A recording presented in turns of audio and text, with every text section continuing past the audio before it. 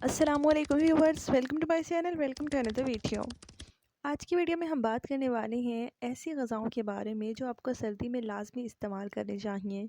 ये सर्दियों में बीमारियों से महफूज रखने में आपके लिए फ़ायदेमंद साबित हो सकती हैं। मौसम बदलता है तो बहुत सी एहतियातें करना पड़ती हैं। सर्दियों का मौसम कई बीमारियों को मसलन नज़ला, ज़ुकाम और खांसी को भी साथ लेकर आता है। ऐसे में सब लोगों को अपने घर में इन अशिया की मौजूदगी को यकीनी बना लेना चाहिए ताकि बवक्त ज़रूरत काम आ सकें। सर्दी के मौसम में नज़ला ज़ुकाम की शिकायत हो तो चिकन या सब्जियों का सूप बेहतर ग़िज़ा है, क्योंकि ये ज़ुकाम के वायरस से बचाने में बड़ी मदद करता है। और अगर चिकन सूप में सब्जियों का इस्तेमाल कर लिया जाए तो ये इसके मुफीद असरात और भी नुमायाँ हो जाते हैं।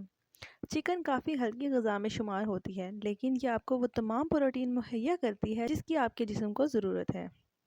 इसके अलावा शहद का इस्तेमाल करना चाहिए। सर्दियों में खालिश शहद का इस्तेमाल आपको नज़ला, ज़ुकाम और खांसी से तहफ़्फ़ुज़ फ़राहम करता है।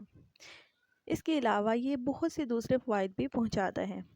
और रसदार फल, सर्दियों की सौगात में कीनू और मौसमी शामिल हैं। सर्दियों के तकरीबन तमाम रसदार फलों में विटामिन सी की वाफर मिकदार होती है, जो खांसी और ज़ुकाम की शिद्दत को कम करने में ख़ुसूसी मदद करती है। बहते नाक और मुसलसल खांसी से निजात के लिए फ़ौरी तौर पर विटामिन सी का इस्तेमाल करना चाहिए। और हरे पत्तों वाली सब्जियां, विटामिन सी और बी से भरपूर हरे पत्तों वाली सब्जियां मौसम सरमा में इन्फेक्शन के ख़तरे को कम करने में मददगार साबित होती हैं। मौसम सरमा में जिस्म को गर्म रखने के लिए गर्म खुराक, गर्म मशरूबात इस्तेमाल किए जाते हैं। और विटामिन सी और बी से भरपूर हरे पत्तों वाली सब्जियां इस्तेमाल की जाएं, क्योंकि ये सर्दी के इन्फेक्शन के ख़तरे को कम करने में मदद कर सकती हैं, जिसके बाइस मुख्तलिफ बीमारियों से बचा जा सकता है। और अखरोट खुश्क मेवों में नहायत ग़िज़ाइयत बख्श मेवा शुमार होता है। इसकी भुनी हुई गिरी जाड़ों की खांसी में ख़ास तौर पर मुफीद है। इसके इस्तेमाल से दिमाग ताकतवर हो जाता है। और लहसुन को भी सर्दी में इस्तेमाल करना फ़ायदेमंद हो सकता है। लहसुन निज़ाम दिफा को मजबूत बनाता है। मौसम के बदलते ही इसका इस्तेमाल बढ़ा देना चाहिए। इनमें कुदरती तौर पर ऐसे दर्जनों मादे पाए जाते हैं जो एक तरफ तो ज़ख्मों को ख़राब होने से बचाते हैं, तो दूसरी जानिब हमारे जिस्म में बीमारियों से लड़ने वाले इंसानी मुदाफ़ती निज़ाम को भी मजबूत बनाते हैं। लहसुन का इजाफी फ़ायदा ये भी है कि इससे बंद नाक खोलने में भी मदद मिलती है।